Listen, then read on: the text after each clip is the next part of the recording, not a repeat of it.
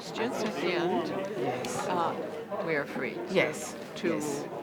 to do what we want. Yes, and there is a little apero afterwards. Is there? Yes. So then, why don't I speak for an hour? Yes. Questions, Yes, and and then then the refreshments. Yes. Huh?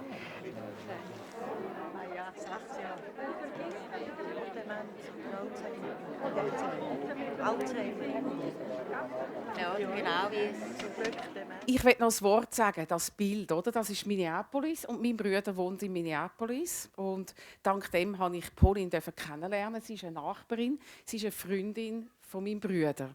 Bis 2005 war sie ordentliche Professorin an der University of Minnesota.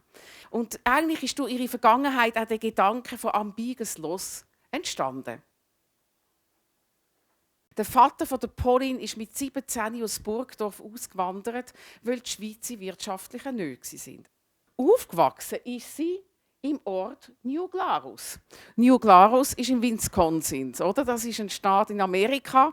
Und New Glarus, wenn man ins Internet geht, ist schweizerisch als jeder Schweizer Ort. Da hat es einen Jodlerclub, es hat Alphörn, es hat Chalets, die aussehen wie die Schweiz. Und das Wappen von New Glarus ist ein Schweizer Wappen. Und es hat sogar ein Postauto.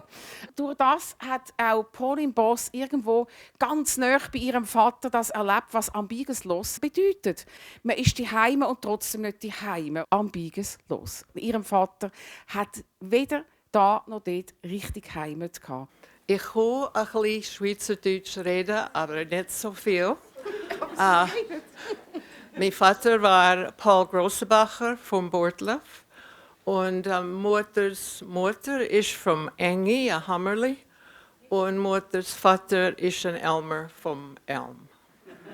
So, ich rede ein bisschen Glarnerdeutsch und ein bisschen Bernerdeutsch.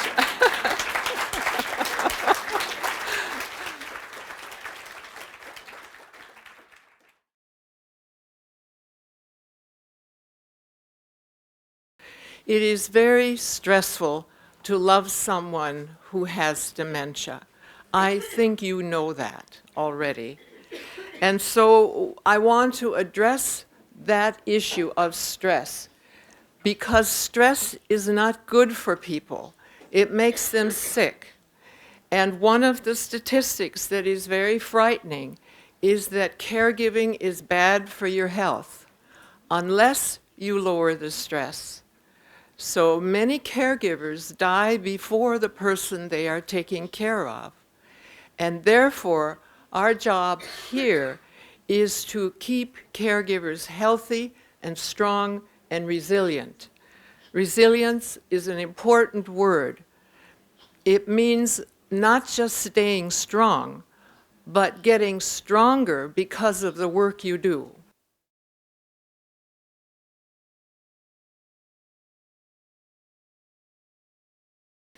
Because there is no cure, and because there will not be a prevention for at least 10 years, we are going to talk tonight about how to live with the ambiguity, about the lack of clarity when someone you love is here with you, but their mind is not here with you. They are psychologically absent. So ambiguous loss is the lens through which I present this information. And what does it mean? Ambiguous loss means that someone you love, someone to whom you are attached, is not present fully. They are not the way they used to be. It may be your husband, but it doesn't seem like the person you married. It may be your wife, but she is no longer the woman you knew. Or it may be your mother or your father, and now you are the parent to them instead of they parenting you. That is an uncanny, a strange kind of loss. It isn't like there's a death certificate and a funeral. It isn't like losing a favorite grandmother when she's 90 years old. It is confusing because the person you've lost is still here. And that is what causes a great deal of stress.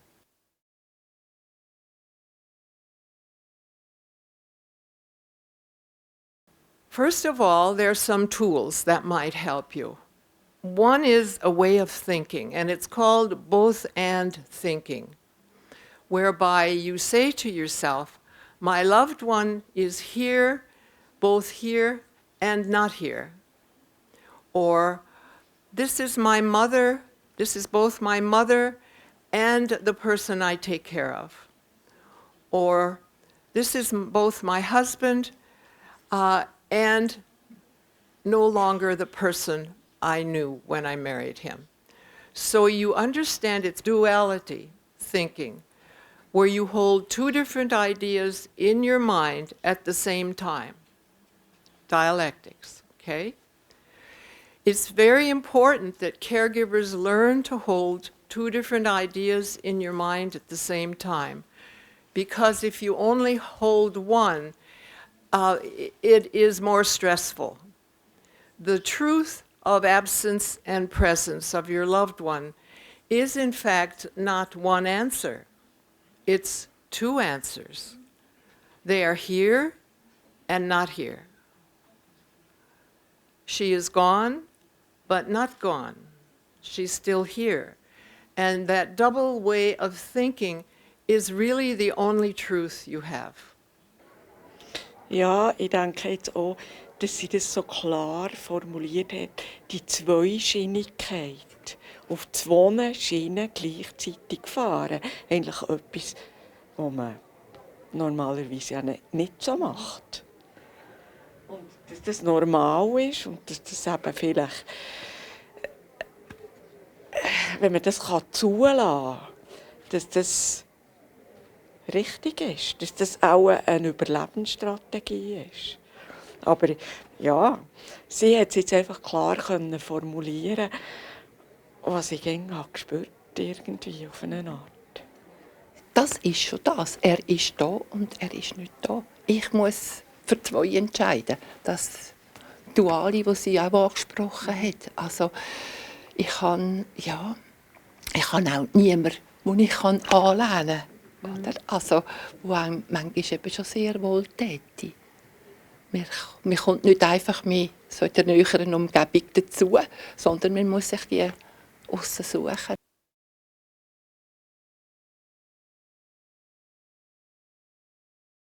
The first one is for you to find meaning in what is happening to you. Before you can cope with something, you need to know what the problem is. And the problem may not be dementia. The problem, I think, is ambiguous loss. But what does ambiguous loss mean to you? It's the most stressful kind of loss there is, because there is no closure. That loss can go on for 10, 15, 20 years. And the community doesn't necessarily gather around you the way they do when you have a funeral. So you are alone to cope with this. So you need to know, what does this mean to you? Very important to talk with other caregivers about this very thing. How should I see this? What does this mean to you? Tell me your story, I'll tell you mine. Oder im Moment bin ich jetzt so gut wieder in einer Phase, wo ich schambar Mühe habe mit allem. Das geht monatelang, geht das immer gut, oder? Und dann plötzlich merke ich, wenn ich mich wieder anfange zu isolieren, wenn ich mich wieder zurückziehe von allem, dann merke ich, dass ich wieder an Grenzen bin, oder? Und dort komme ich nicht raus. So Gedanken hatte ich auch schon gehabt, doch. Aber die schiebe ich eigentlich von mir. Ich denke einfach, und ich lebe nach dem eigentlich jeden Tag nehmen, wenn er ist. Ja, also Trauer ist jetzt noch nicht so richtig. Nein. Ich könnte mir so vorstellen, dass das vielleicht noch ganz andere Formen annimmt.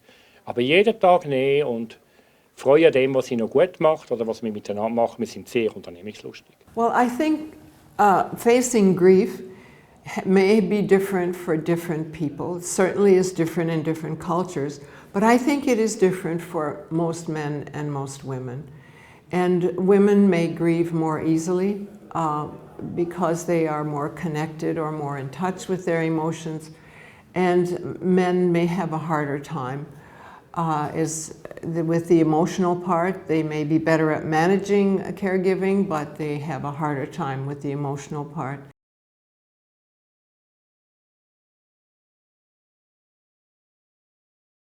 You have to tone down your need for control, your need for mastery. Tone it down a little bit and know what you can control and what you have to flow with. What you have to flow with as the day brings what you have to do. So it may be more like the serenity prayer for alcoholism, where you figure out what you can control and you accept what you can't control, but you ask for the wisdom to know the difference. That's a stress reducer. That will reduce your stress. And one of the things I tell people, if you have nothing else in your house you can control, clean a closet, or clean the silverware drawer, or play a card game that has a clear ending. You need to control something because you are working with dementia and you can't control that. So find something you can control and balance it in your life with the dementia which you can't control. Die Emotionen kommen bei dir schon hoch. Aber ich merke dann selber, dass es mir nicht so gut hat bei dir. Weißt du, selber eine Emotion, ich muss oben runterkommen, ruhig sein, gehe dann durchaus an den Computer und mache also ein Spiel, das ein Kind dort macht, aber nach 10 Minuten ist das drin und dann bin ich wieder happy. Das muss ich jetzt verarbeiten und mir das alles wieder durch den Kopf gehen. Für mich ist das wahnsinnig schwierig, das loszulassen. Das ist wahnsinnig. Ich glaube, es kann gar niemand verstehen. Das ist so etwas Schwieriges. Das, was Jo hat gesagt, das vom Loslassen, Fließen, das spüre ich schon lange. Das erstarrt sein und dann geht es wie nicht mehr vorwärts. So, man kann fast nicht mehr. Und sobald es irgendeine Situation kommt, wo es wieder fließt, geht es wieder weiter. Nicht ideal, aber es geht weiter.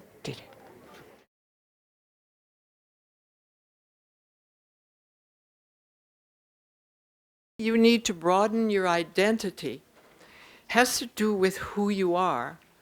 And the question is, who are you now? That is, am I still a wife if my husband no longer knows me? Am I still a daughter if I'm now a mother or a parent to my mother? It all gets confused. The generations are reversed. And so you need to say to yourself, who am I now? And again, the both and thinking. I'm both a wife, you might say, I'm both a husband, and a person who needs social contact. You cannot stay home all the time. One of the things I think that creates illness for caregivers is isolation and a lack of a social life. You must have a social life, and you must ask your relatives to help you have a day off, help you have some fun in your life and some social contact. It is medicine for sadness. And let's say here at this point in time, many people say that all caregivers are depressed. Don't believe it. That's giving you a medical diagnosis you don't deserve. But I would say this, that most all caregivers are sad. Do you hear the difference between sadness and depression? One is an illness, one is a natural outcome of loss. One is natural. Your being sad is natural. It is grieving along the way. You are grieving before someone dies, and that is normal. Und ich denke, das, was mich auch sehr beeindruckt hat, dass es eben ein Unterschied ist, deprimiert oder sehr traurig zu sein. Also, dass man mal das Pathologische auch ein bisschen weg kann.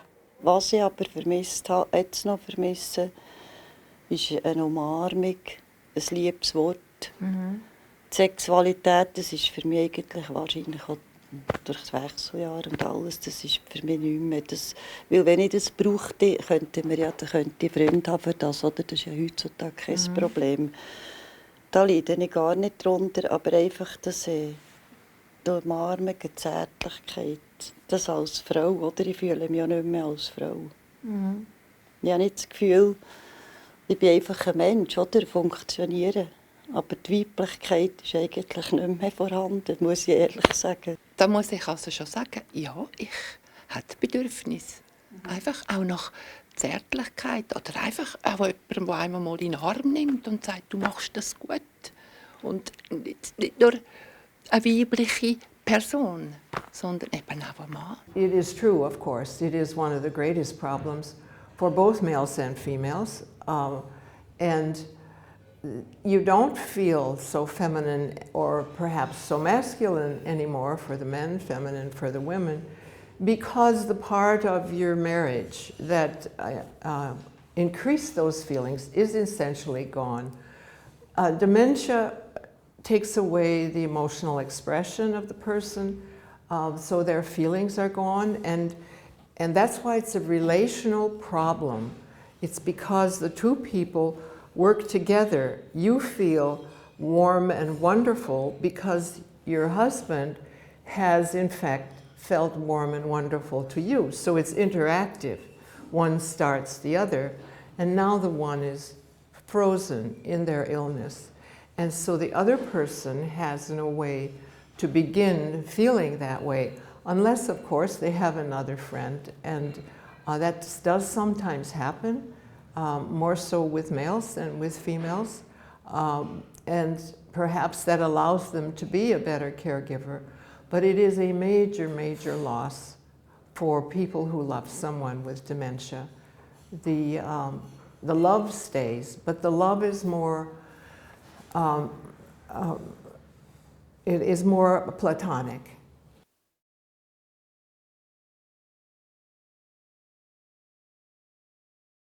Now, we also need to talk about ambivalence. Ambiguity, ambiguous loss, causes ambivalence. You both love and hate a person. You have both joy and sadness. And the one that causes the most trouble for caregivers is a negative one. Most caregivers do at some point in time wish it was over. And that is normal.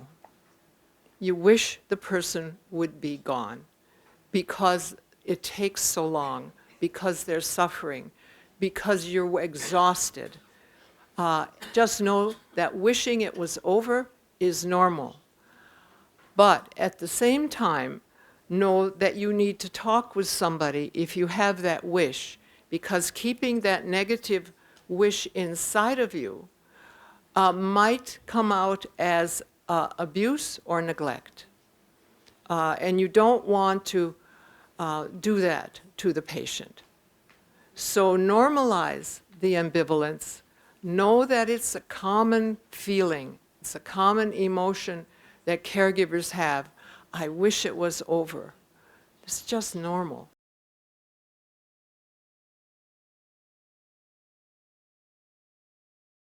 We also need to talk about the good enough relationship. If you live with someone who has dementia, and maybe if you just live with somebody over 40, it's no longer perfect, right? Perfectionism is gone.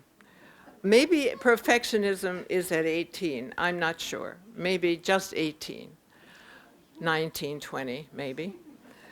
But surely if there's dementia in the family, perfectionism is gone in the relationship. So ambiguous loss is a relational problem. It affects the relationship. It affects you as well as the patient. And sometimes you are hurt deeper than the patient because the patient no longer knows who you are. So they don't miss the relationship, but you do. So we need to talk about the good enough relationship. And what that means for you. Also auch der Anspruch, perfekt zu sein. Einerseits die Pflege, wo ich mich ja gewöhnt bin, das ist für mich ja mein Beruf gewesen. Das ist das Pflegerische. Und auf der anderen Seite aber auch das Menschliche. Und da merke ich, dass mir eben, durch das, dass mein Partner ist, eben das Menschliche sehr nahe geht. Und dass das der Unterschied ist zu jemandem, der mir fremd ist, dass das ein Klient ist oder ein Patient. Ja, natürlich. Aber sie hat dich jetzt bestätigt drin, du musst nicht perfekt sein. Ich muss nicht perfekt sein. Ja.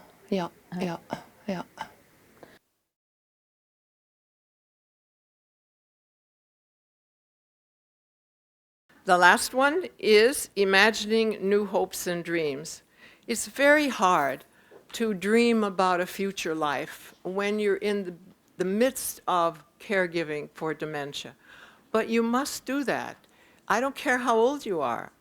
You need to dream about your future after the caregiving is over with.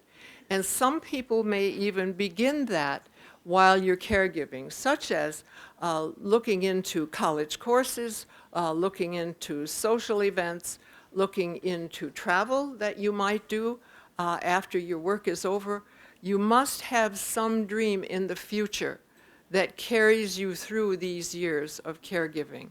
Do not stop that. I don't care if you are 80 years old, you must have a dream and have that even in the midst of your caregiving. Ich habe schon Träume, aber wie funktioniert denn das? Also das umzusetzen, das ist das andere. Ich denke, dort sind auch plötzlich finanzielle Fragen. Es ist ja dann unsicher, wie lange geht es noch? Und das ist dann genau der Punkt, etwas, wo ich weiter aushalten muss. Also das Allerwichtigste, was für mich wichtig ist, dass ich mir gut schauen muss. Dass ich kein schlechtes Gewissen habe, keine Schuldzuweisung muss annehmen muss. Auch den Gedanken vom Teflon nicht in sich hineinzulassen, sondern einfach abperlen lassen. Das finde ich, ja. Und eben keine Schuldzuweisung.